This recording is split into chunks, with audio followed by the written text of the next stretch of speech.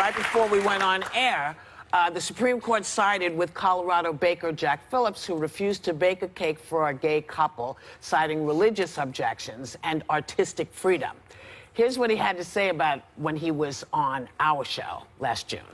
I'm not judging them. I'm not judging these two gay men that came in. I'm just trying to preserve my right as an artist to decide which artistic endeavors I'm going to do and which ones I'm not. Yeah. Yeah, so it was based on an artistic endeavor. So, for instance, I'm an artist. I'm a stand-up comic. I'm just giving myself an example. If they asked me to perform for a hate group or, say, Steve Bannon's birthday party, I could say no. I could say no. You know, based on my beliefs, and I think that it was similar to this, although it was a very narrow ruling, they're saying. So it does not spread out. You can back me up on this, the lawyer. It does not mean that every baker gets this same ruling. Am I right? Yes and no. I mean, it sets a precedent, but it is a narrow ruling. And I think what the Supreme Court was trying to do, and we talked about this on the show, trying to balance, of course, the gay couple's rights, but with also someone's religious beliefs. Yes. And that's a very difficult balancing act. I'm not surprised by the decision. I thought that was going to be the decision when we talked about it. But I want to read it more at length before I... But it's all about creativity. It's not... It's also about religious beliefs. Due to his religious beliefs, he also didn't make Halloween cakes, adult-themed party cakes, and although he didn't want to make a wedding cake, but he would make the gay couple he would serve gay people and sell to them, just not the wedding cake, which was something he specified here. I found he was a very lovely man and very rooted in his beliefs. I disagree with this because I just disagree on its face. I love the gays.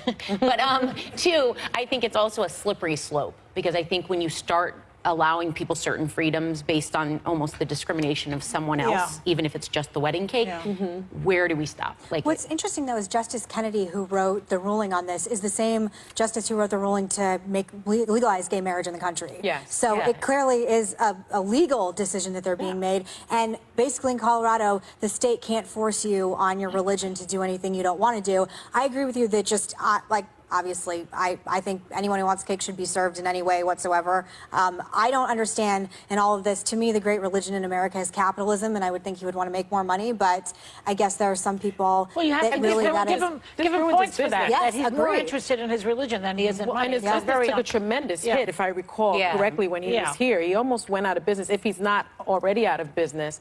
And it is interesting that Kennedy wrote the majority opinion, because Ginsburg and Sotomayor wrote the dissents in it. And Kagan went along with the majority. Yes. Well, that's why it's the Supreme Court. Yes. Right? Yes. And that's why, even though people think you're going to vote my way, you just don't ever really know. No, you but the don't. question is, like, for example, he's saying that he doesn't want to do the cake based on, then it's a creative thing. So if let's say a black person goes into a restaurant, they can refuse service and say, well, look, I make it's a protected class, but gays are not? No. Well, maybe they should be. I don't think this. I actually don't think this is going away. Like, I think this will actually be, because this is just one case. Again, I'm not a lawyer, but I think actually this is a discussion that has been going on for many decades and will continue. Well, it's the hobby discussion. I mean, it's and it's a very slippery slope, because for people of color, for years they were like, well, you're not really a human. God told me you're not. And here it is in the Bible. Now, none of us ever said, wait, we got the same Bible. Where's that page in my Bible? But we didn't say that, so we allowed that to happen. But, the Bible also says you can't eat shellfish, and you're not supposed to be around women when they're menstruating, so we can pick and choose many things. That's the point. That's the point. But does it mean... But it lasted 100, 200 years with black people. But I do think it's important to note that this is a narrow ruling, like you said initially, and the court didn't issue a definitive... Sorry, is 7 to 2 narrow? Well, narrow in its scope, not in terms of the composition of the court.